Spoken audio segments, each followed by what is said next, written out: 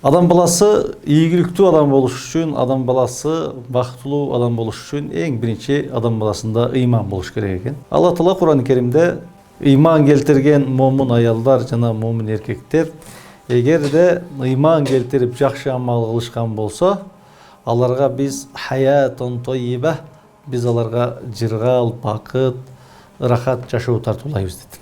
Демек эң биринчи тепкич бизде ыйман болуш керек. Пайгамбарыбыз саллаллаху алейхи вассаламдан ыйман деген эмне дегенде антумина биллах ва малаикатихи ва кутубихи ва русулихи вал яумил ахири вал кадари хайрихи ва шаррихи деп сиздер айтып аткан ыйман деген Аллага Таалага ыйман келтирүү, периштелерге ыйман келтирүү, китептерге ыйман келтирүү, пайгамбарларга ыйман келтирүү, тагдырдын жаман жакшысына Кудайдан да ыйман келтирүү деп бир жерде айтса, башка бир жерде пайгамбарыбыздан ыйман деген эмне десе, ыйман деген тыйбул калам, итаамут таам, ыйман деген бул жакшы сөз сүйлөөң, кедей кембагал колунда жокторго тамак берүүң, адамдар уктап жатканда намаз окууң деп түшүндүрдү. Ыйман деген сөз аябай терең, аябай чуңкур сөз.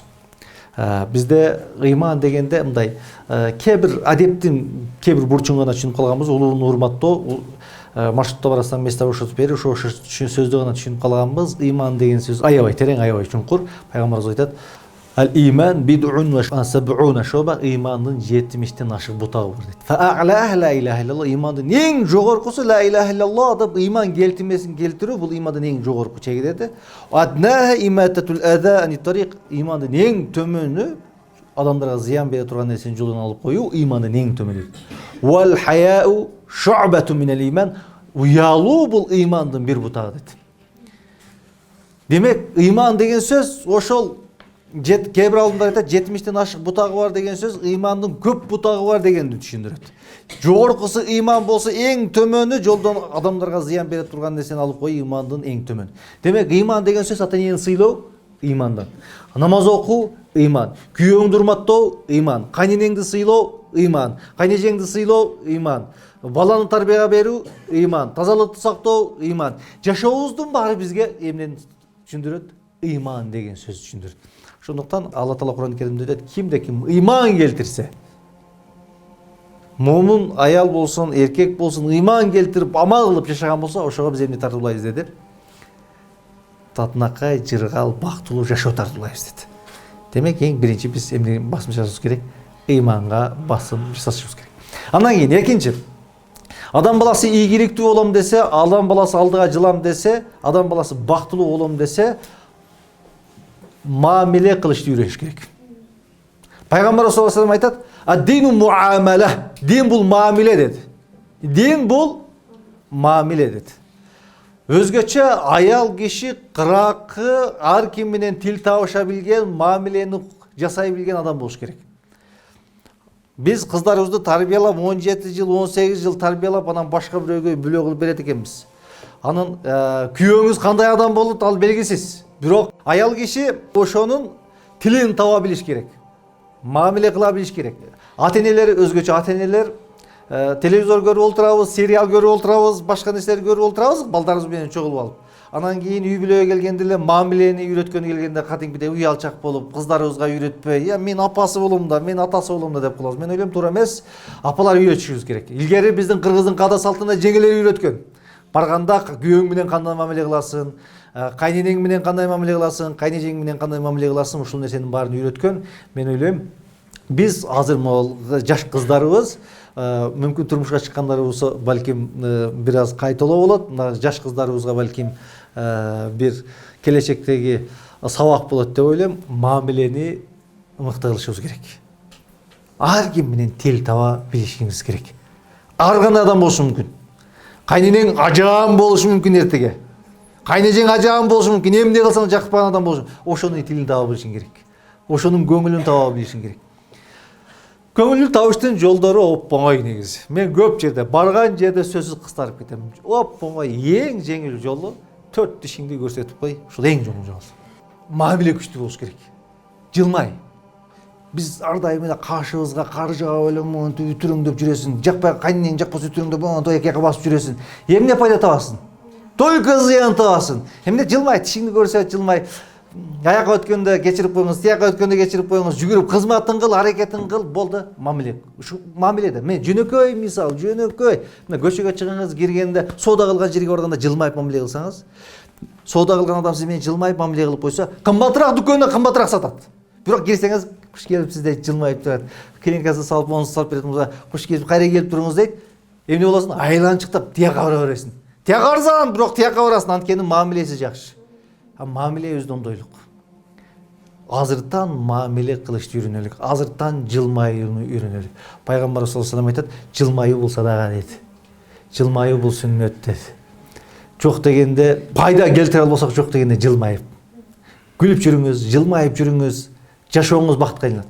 Мен ишенбесеңиздер, бүгүн барып ишке ашырып көрүңүз. Мына апаларыбыз отурат, жеңелерибиз отурат, эжелерибиз бүгүн жылмайып үйгө кирсеңиз, ассаламу алейкум деп жылмайып кирсеңиз, күйөөңүздүн маанайы өзгөрөт.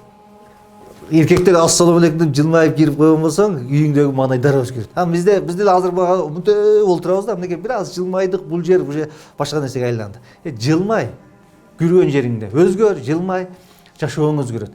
Мамиле, жөнөкөй мамиле ушундай жөнөкөй нерседен куралат. Жөнөкөй нерседен куралат. Ошентип анан кийин жашооңузду бактылуу этиңиз. Эгерде ийгиликтүү болом десеңиз, эгерде бактылуу болом десеңиз, жашооңузду өзгөртөм десеңиз, өзгөрүңүз, жылмайып жүрүңүз. Бүгүндөн баштап жылмайып жүрмөй. Бүгүн ата-энеңиздин астында жылмайып кириңиз. Кээ бир адамдар бар, ата-энесине жылмай албайт. Башкача сөз сүйлөп жүрөт, бирок атасына, апасына жылмай албаган адамдар бар. Кээ бир эркектер бар, көчөдө ар кимге жылмайып жүрөт, аялына жылмай албаган адамдар бар. Кээ бир эжелерибиз, апаларыбыз бар, көчөдө жылмайып жүрөт, күйөөсүнө жылмайып тиктей албаган адамдар бар. Эмне үчүн? Эң жакын адамыңыз атаңыз, апаңыз, эң жакын адамыңыз күйөөңүз, эң жакын адамыңыз агаңыз. Эмне үчүн аларга биз жылмай башыбыз керек? Келиңиздер, өзгөрөлүк. Рамазан айы бул өзгөрүүнүн айы. Өзгөрөлүк, жылмаялык. Эгерде жашооңузда ийгиликке жетишем десеңиз, мамилеңизди өзгөртүңүз. Эл менен болгон мамилеңизди. Сиз башкалардан кандай мамилени кааласаңыз, сиз дагы ошондой мамиле кылыңыз. Күйөөңүз сизге кандай мамиле кылышын каалайсыз, сиз ошондой мамиле кылыңыз. Пайгамбарыбыз айтат, адам баласы кичик бейил болгон сайын даражасы көтөрүлөт. Текебер болгон сайын даражасы түшөт. Кичик бейил болуңуз, өзгөрүңүз, жылмайыңыз, жашооңуз өзгөрөт. Андан кийин, эгерде жашооңузда ийгилик жаратам десеңиз, эрктүү болуңуз. Бардык нерсеге эрк керек. Өзгөрүү үчүн эрк керек. Жылмайуу үчүн эрк керек. Ошон үчүн психологдор айтып коет экен, эрте менен адам жашооңузду өзгөртөм десеңиз, эрте менен туруп, бетиңизди жуубай туруп, күзгү тиктеп барып жылмай дейт экен. Европада окуу-жай бар экен. 4 жыл окутат экен.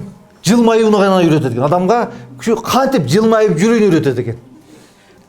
Рамазан айы бул эркти күчөтүп турган ай. Рамазан айы өзгөрүүнүн айы. Келиңиздер, эрктүү бололук.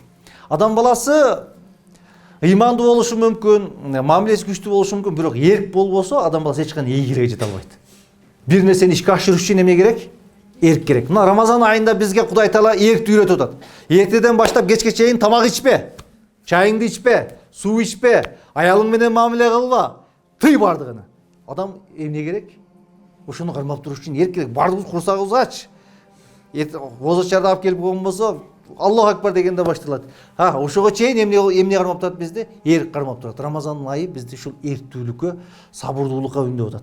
Келиңиздер, Рамазан айында ушу эркибизди күчөтөлүк. 4-үнчү, адам баласында коюлган максат болуш керек.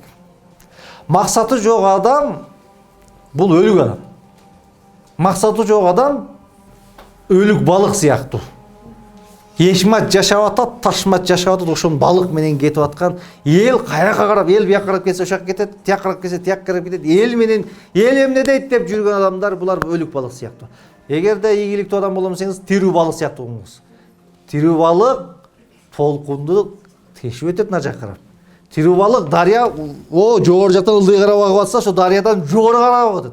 Булактын таза жеринен бары суу ичет. Максаттуу адам кудум ушундай. Жашооңузда бир максат болсун. Жашооңузда алдыга койгон алыскы жана жакынкы максат болсун. Максатсыз адам башаламан жашайт, арсаар жашайт. күнүмдүк максат кое албаган адам, жылдык максат кое албаган адам, алыс максат кое албаган адам арсар жашайт. Башайланган адамдай эле тияка басып жашап жүрө берет, максат кое албасаңыз. Ошон үчүн адам ийгиликтүү адам болом десеңиз, эмне? Максат коюңуз. Кудай буйрса, мен эң бактылуу адам болом. Кудай буйрса, мен кайын журтумдан ушун баарынын тилин таба билген инсан болом. Кудай буйрса, күйөөмдүн ыраазычылыгын таба ала турган келин болом. Деп өзүңүзгө алдыңызга эмне коюңуз?